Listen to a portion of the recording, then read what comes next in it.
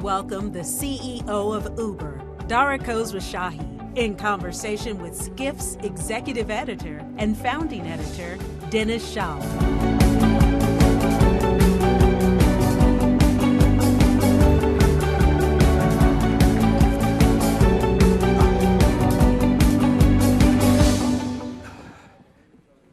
Hey everybody, Dara, thank you so much for being here in person.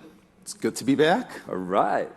So 4 years at Uber, Expedia CEO for about 13 years, a bunch of years at IAC involved with Expedia. Before that, I was thinking when we were standing backstage there, listening to the Marriott CEO, don't you remember all those Marriott Expedia negotiations?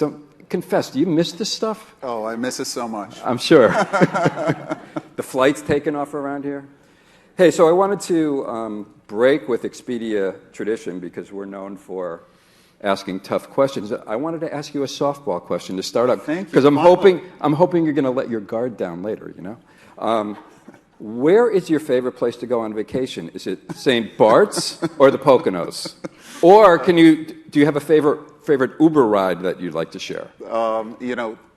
My favorite actually Uber experience lately has been delivering Uber You've Eats, done it? It's been really cool. I have an e-bike in SF, and I get to spend time outside. I get to experience our product, and the earnings are pretty good. I've been earning $30 an hour, so it ain't bad. So what have you learned from that? And I love good tippers, by the way. Oh. Sushi orders are very good tips. So wow.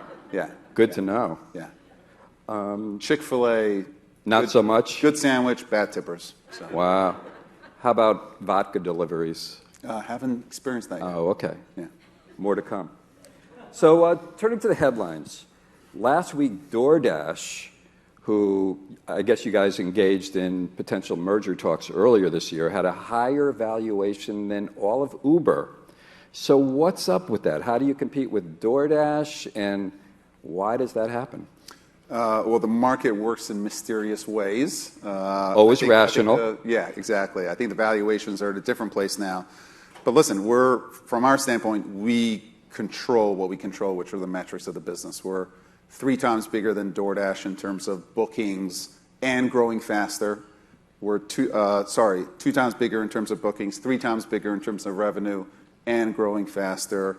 And we're the fastest growing food delivery platform in the U.S. now this last quarter based on third-party data. So we're confident in terms of where we're going. And listen, if their valuations hold true, then our stock has a ton of upside. Wow. So last night, Brian Chesky was here talking about the new golden era of travel. He said, workers will no longer be tethered to offices. There are longer stays. People will long for connectivity. Mass tourism will return, but there'll be a subset of people that are really untethered. With all the changes that took place in the pandemic, we saw, Uber Eats taking off and surging. What sorts of things do you think will be enduring among these changes, and what will revert to normal as we understood it in 2019? Yeah, I think our definition of normal is going to change. Right. So Uber Eats has been a huge beneficiary of the pandemic. 4 years ago, when I joined Uber, it was at about a $2.5 billion run rate. It's at a $52 billion run rate just 4 years later, and has really grown. And we were a little worried as things reopen. We're looking forward to the reopening, but one of the questions was, well, what's going to happen with Uber Eats? Audience is up significantly, basket size is up significantly, frequency is up significantly as well. One hypothesis that we had is it's a very sticky product, right? So we thought that people who use Uber Eats, they're going to stick because the retention rates are actually very high. And we had a hypothesis which is, well, maybe frequency will go lower. People will choose to go out versus ordering in. And actually, because of some changes that we made to the service, which is there's much more available on Uber Eats, it's not just food now, it's grocery, pharmacy, and a number of other factors.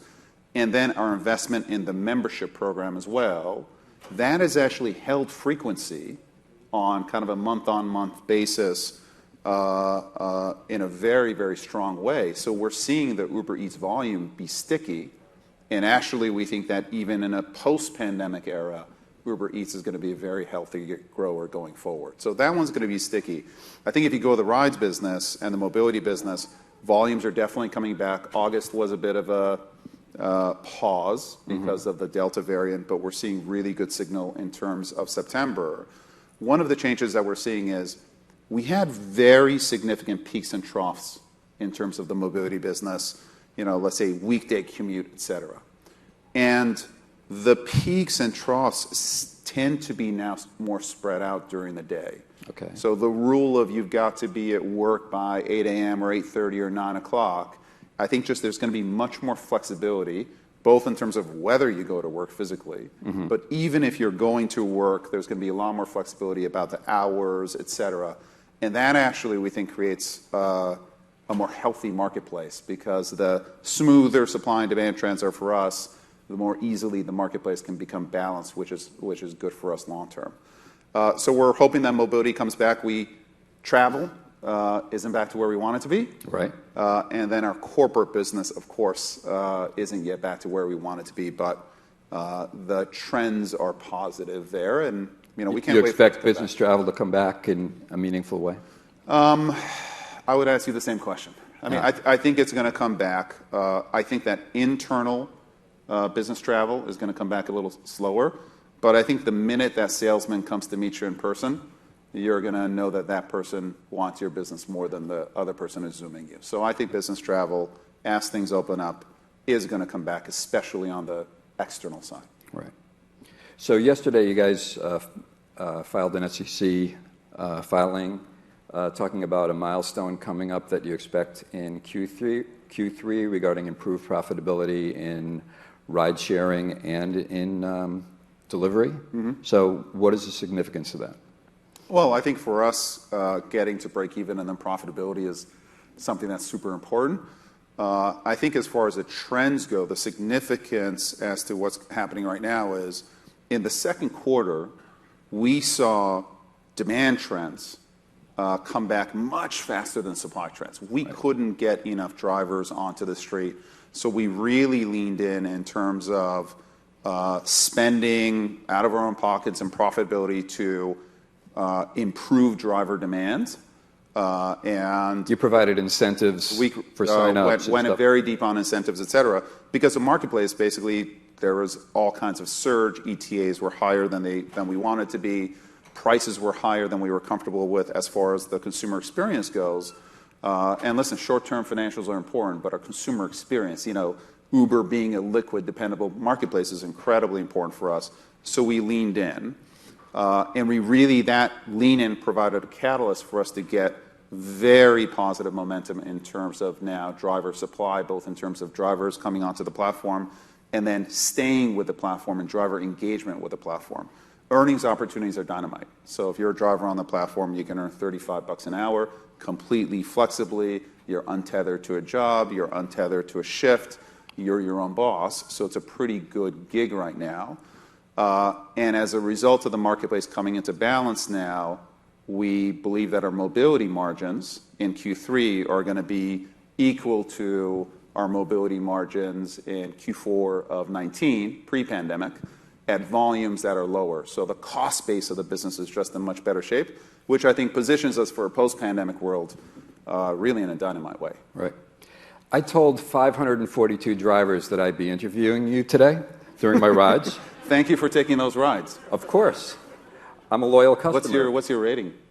Oh, I don't know. Tell the crowd. I think it's high. Yeah? I'm a good tipper. All right, good. I order a lot of sushi. But they all say they like the flexibility. They all say they don't get paid enough money. They all want, medical benefits. Mm-hmm. So in the UK, drivers are considered employees. They get medical benefits, right? Shouldn't Uber be providing benefits to these contractors? Yeah. So I think the model that we are proponents of is IC+, which is you get the flexibility, you get the freedom, you get to work whenever, wherever you want. earnings opportunities are really strong now. But we also want the plus is benefits. Right. Now, over 70% of our drivers have health benefits already. They have another job that provides health benefits. They may have a spouse that has health benefits, et cetera.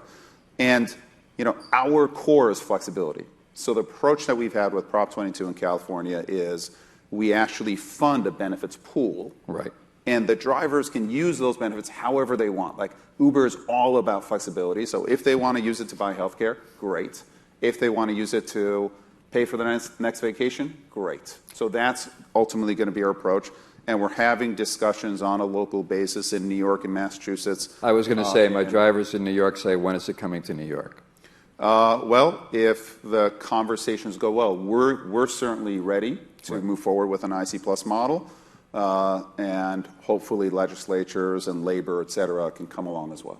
In theory, if you were required to consider contractors as employees and pay their medical benefits, would that be the end of Uber? No, not at all. It wouldn't be the end of Uber, but it would be the end of flexibility, right? Because the cool thing about Uber is the more productive you are as a driver in the marketplace, the more money you make.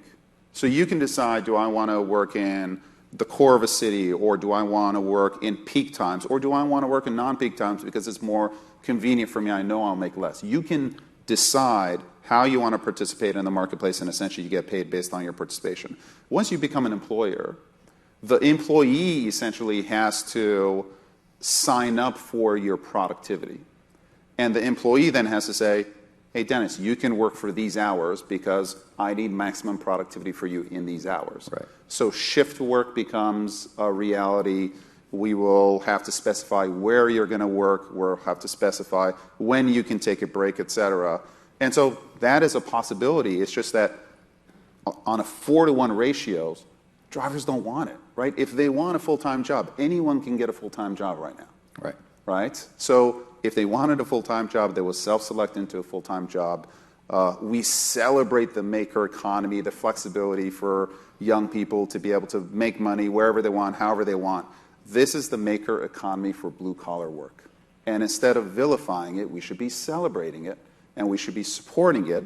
And instead of trying to go back 20 years, we should try to take it to the next step, which is flexibility, earnings, plus benefits. So right now, you could say that Uber is Go and Get. Go is ride sharing, Get is delivery. 2 apps. You're offering everything under the sun in the Uber Eats app, like you said, pharmacy, flowers, delivery.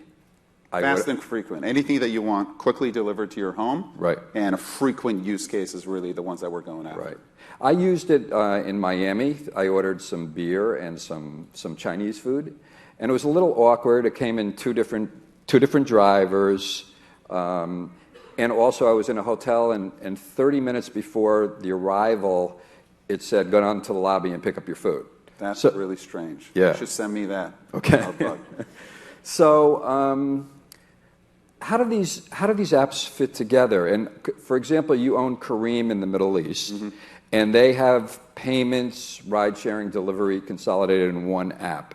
Are you going to go that route eventually? Do you believe in the super app strategy in the West, or what's your take? So I think the super app strategy is more of an Eastern strategy. And to some extent, if you look at an Uber app, when you open it up, you have the Go, but you also have Get. You can get Eats right off of the Uber app as well. The Western strategy is more of a family of apps. It's the same strategy. You see Google has Google, and they've got Google Maps, and they've got Gmail, et cetera. All of it with a single identity layer, single payments layer, very beautifully integrated into the other experiences as well. That's what you're going to see with Uber, because ultimately we think one tap Go or one tap Get is an experience that our users want. A super and different types of users. Yeah, right? different types of users, et cetera. So we will allow users to jump between apps. We will make the experience absolutely magical and seamless. But at this point, we think that separate apps are the right way going forward.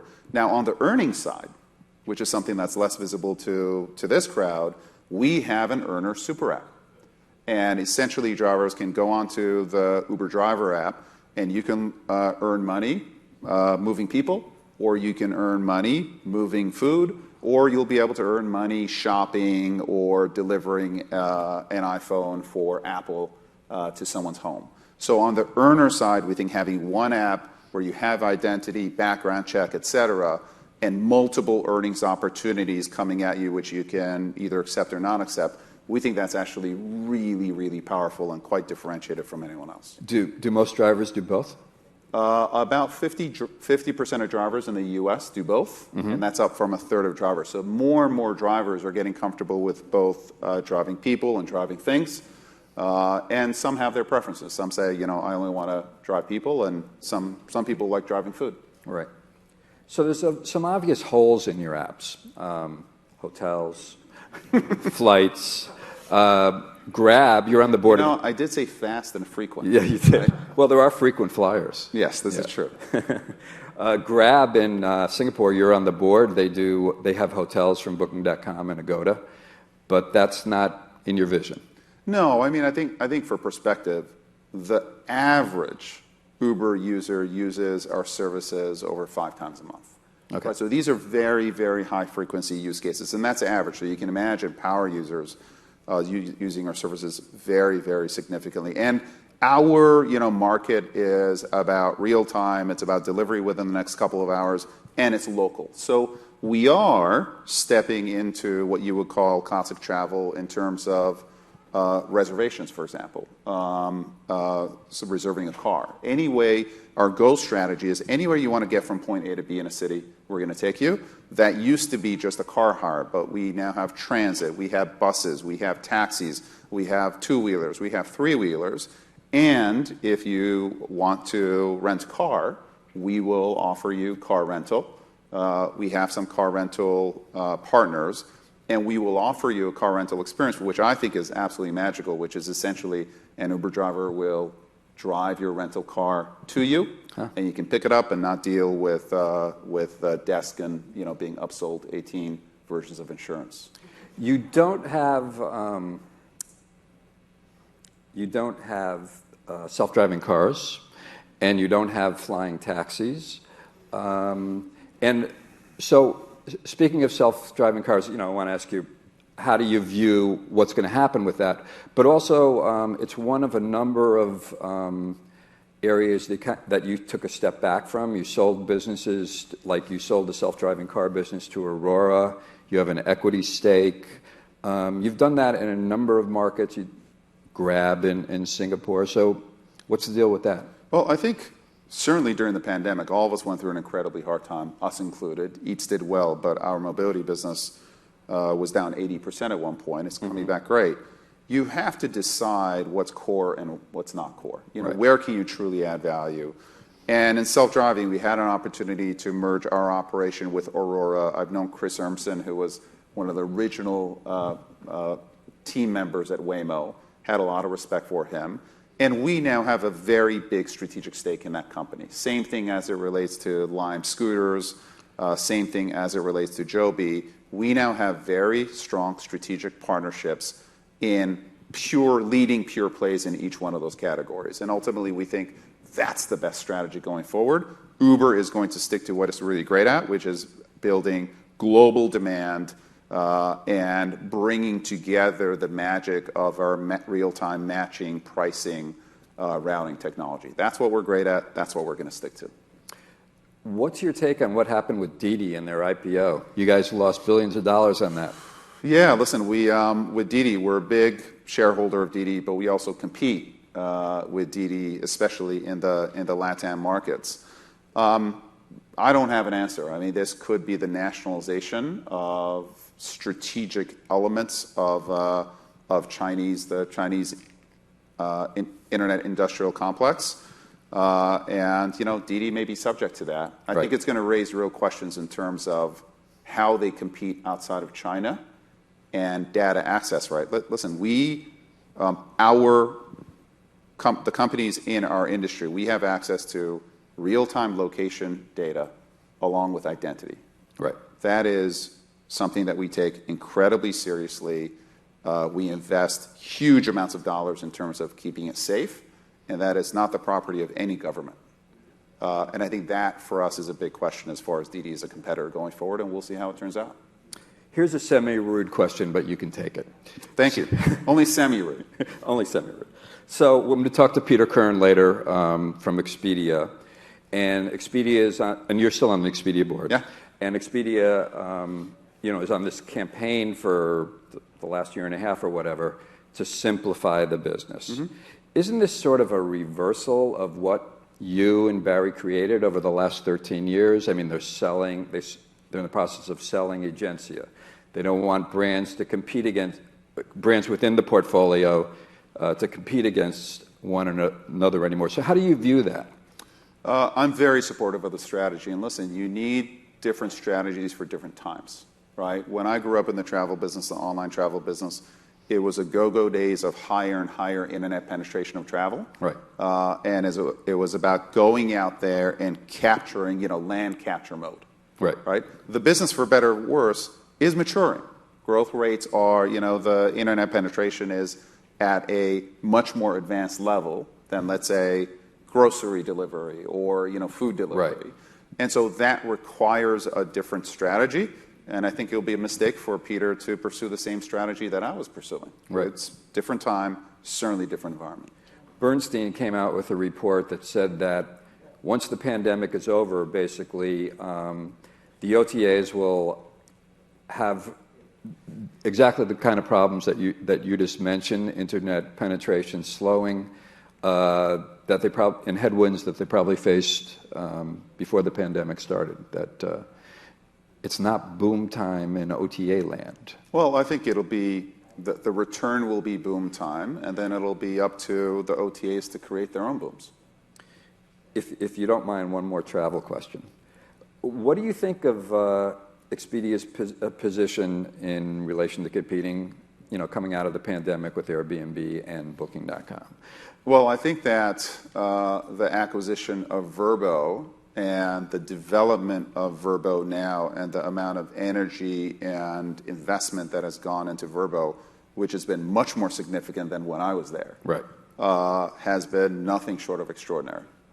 So I think that has been a huge win, and Peter and team are all in there in terms of brand, in terms of capability. So I think the company, listen, Airbnb is the leader in that space, but Vrbo has a very strong position in higher-end homes outside of urban centers, and I think that's a great position to build on. Can it really build a global presence to compete with Airbnb? Because, right now it seems like Expedia is picking its spots, and it's going pretty slow in terms of putting money into Vrbo. Well, listen, you have to pick your spots. If you try to do everything, you're going to get nothing done. Right. So I think you need to have a choose where you have strength. You have to choose where you're weak, and you're going to invest to get strong. For us, Eats didn't get to $52 billion by accident. We invested $3 billion over 4 years to get there. Wow. Right? But we said, we're all in, we're going to build this thing, it's going to be worthwhile. But if you try to bet everywhere, you're going to lose. Right. So we were talking about super apps before, and Tony Fernandez at AirAsia, is trying to build, the next super app. They just started ride sharing. They do delivery. Oh wow, I didn't know that. Okay. Oh yeah, and you guys Expedia had a joint venture with them going way back when. So you were unaware of their efforts. I was going to ask you, do they have a shot? They're selling. Well, you could book multiple airlines on AirAsia now, not just yeah. Well, if they're competing with Grab in Southeast Asia, forget about it. Good luck. Yeah, they'll need it. Interesting. What kind of learnings did you bring from Expedia over to Uber, or vice versa? Well, I think from Expedia to some extent was a turnaround when I took over. So one of the lessons there was, before you get to work, you have to align on what the company culture can be going forward. I made a mistake at Expedia, which is I got to work first, and I'm like, oh my God, we're not aligned on culture. Okay. Right? Well, I don't understand what you mean by that. What's that? I don't understand. What do you mean you got to work first? You try to go operationalize a bunch of stuff and make a bunch of decisions with a team that wasn't aligned on how you're going to work and what do you value versus not. And so I didn't make that same mistake at Uber. We came in, we realigned the company culture very quickly. We understood who was in, who wasn't in, and we made those changes early. So I think that was a great lesson for me. And then I think the other lesson for me at Expedia was the importance of globalization. Uber has a great global position, Right. But basically where we can be number one, we're going all in. Where we don't think we can be number one in a market, we got out, which is why we got out of Southeast Asia. Making those decisions early, I think, was a great learning for me that I brought from Expedia. When are Uber employees going back into the office, and will there be vaccine mandates to get back in? January, and yes, you have to be vaccinated if you want to go back to the office. Interesting. What about M&A for Uber? Is that on the agenda? We have moved forward with a bunch of M&A, Kareem, which has been a great deal, Drizzly, Corner Shop, et cetera. Right. So I would anticipate like the stage is set for us, and especially in the non-food category, we're at a $3 billion run rate, and I've told the team the goal is to get to 50. You know, we got to 50 with Eats, and we're going to go beyond. Non-food, we're starting at 3. We got to get to 50. So I think that while we will always be opportunistic in M&A, whether it's geographical or smaller businesses that we think are interesting, the vast majority of our effort is going to be organic because we have a great base to grow off of. We got about 30 seconds here. Other than at Uber, where does the next innovation come from in ride-sharing and delivery? I think you're going to see a ton of innovation coming out of Uber. So I'm not going to volunteer others. One of the really cool things about Uber that we're doing is actually talking about high-capacity vehicle. So think about buses. All of the technology that we brought in terms of routing and pricing and matching on a real-time basis. Buses, basically, they run the same route. They don't respond to real-time demand and supply. We can use our technology to power other systems. And at the same time, we're running buses in Cairo, for example, and you're going to see more of the Uber HCV product going out, something that's going to take years to develop, but we have an amazing team on it, and it's something I'm incredibly excited for. And our time is up, and we didn't even get to talk about Uber Freight, so we'll have to save that for next time. More to come. Thank you very much. Thanks a lot.